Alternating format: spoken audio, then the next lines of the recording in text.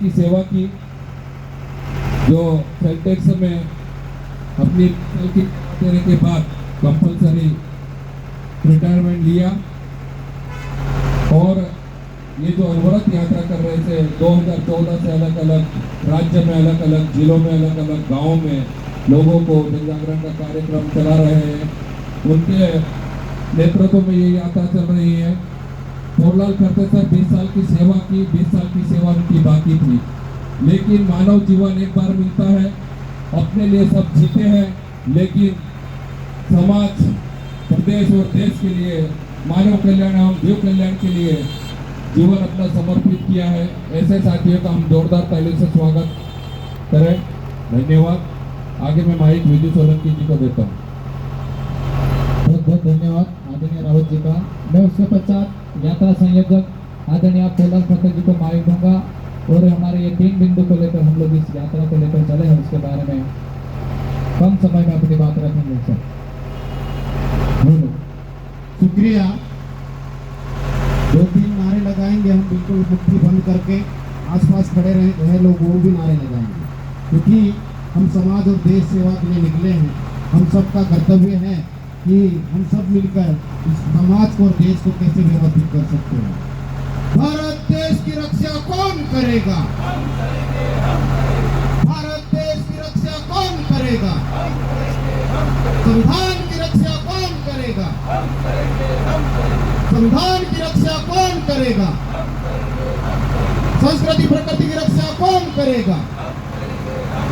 संस्कृति प्रकृति की रक्षा कौन करेगा?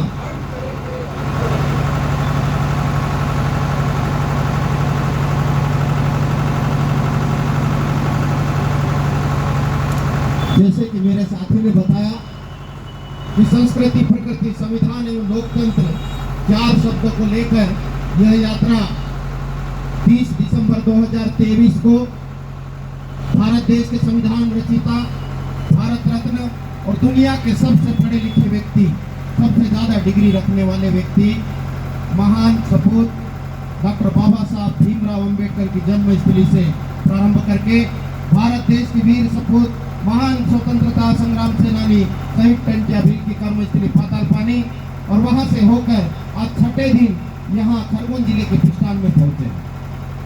यह यात्रा भगवानपुरा के इलाके से घूमते हुए और सेंधवा, निवाली, बलसूत, राजपुर, बड़वानी, खेतिया, पांचेमल और महाराष्ट्र के कुछ जिलों, गुजरात के कुछ जिलों से होते हुए 13, 14, 15 जनवरी को जहां पर आदिवासी एकता परिषद का 31वां आदिवासी सांस्कृतिक एकता महासम्मेलन होने जा रहा है, वहां पर जाकर ये यात्रा मिलेगी और 15 जनवरी 2024 को इस यात्रा का समापन होगा आंशिक रूप से। ये अनवरत यात्रा है, जब तक हम जिएंगे 4 शब्दों के साथ में काम करेंगे, ये मेरा प्रण है।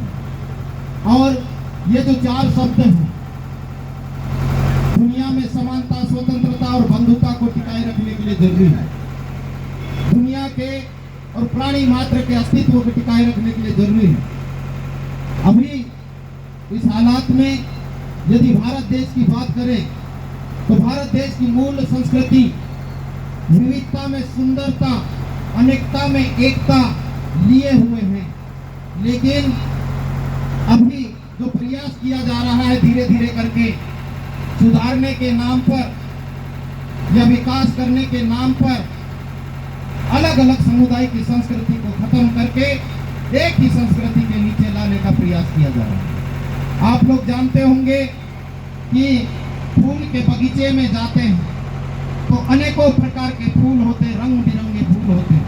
फूलों को देखकर मन प्रफुल्लित हो जाता है, लेकिन उन फूलों को हमने खत्म करके गार्डन में एक ही रंग का फूल उपजा दिया तो वो आनंद नहीं आएगा जो आनंद रंग बिरंगे फूलों को देखकर आएगा। ऐसे ही मेरे भारत देश महान देश की संस्कृति है, अनेकों संस्कृतियों से बना हुआ ये भारत देश है। तो हमें विविधता से भरे हुए भारत देश को सुरक्षित रखना है, ये हम सब की जवाबदारी है। भारत देश के प्रत्येक नागरिक की जवाबदारी है जो भारत देश में किसी भी जाति, पंथ, धर्म, संप्रदाय से जुड़ा हुआ है, लेकिन इस देश की संस्कृति की रक्षा करने का उसका परम कर्तव्य है। साथ ही इस देश या दुनिया को व्यवस्थित रखने के लिए कुदरत ने प्रकृति का निर्माण किया। प्रकृति में हमें हमारे जीवन को चलाने के लिए सभी प्रकार की आवश्यक चीजें मिलती हैं। मोटी मोटी चीजों की बात करें तो जीवन चलाने के लिए प्राणवायु कहते हैं जिसको, ऑक्सीजन हवा, वो हमें कुदरत देता है। जीवन चलाने के लिए पानी की आवश्यकता है, वो प्रकृति देती है।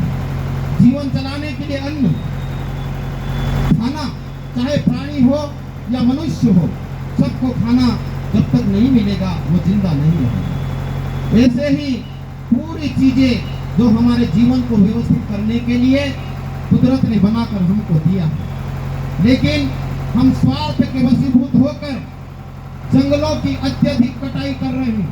जैसे कि आप देख रहे हैं छत्तीसगढ़ में हसदेव का जो जंगल है, वहां के आदिवासी समुदाय इस जंगल को बचाने के लिए संघर्ष कर रहे हैं, लेकिन इस देश की व्यवस्था उसे न मानते हुए जंगल को बर्बाद करने की दिशा में आगे बढ़ रही है।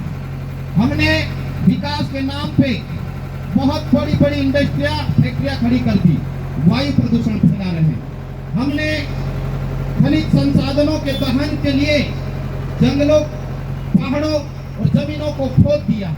उससे हुआ यह है कि प्रकृति का संतुलन धीरे धीरे बिगड़ रहा है। आपने देखा कि कोरोना महामारी आई, आपने विकास के नाम पे तमाम प्रकार की चीजें डेवलप कर ली, उसके बाद भी लाखों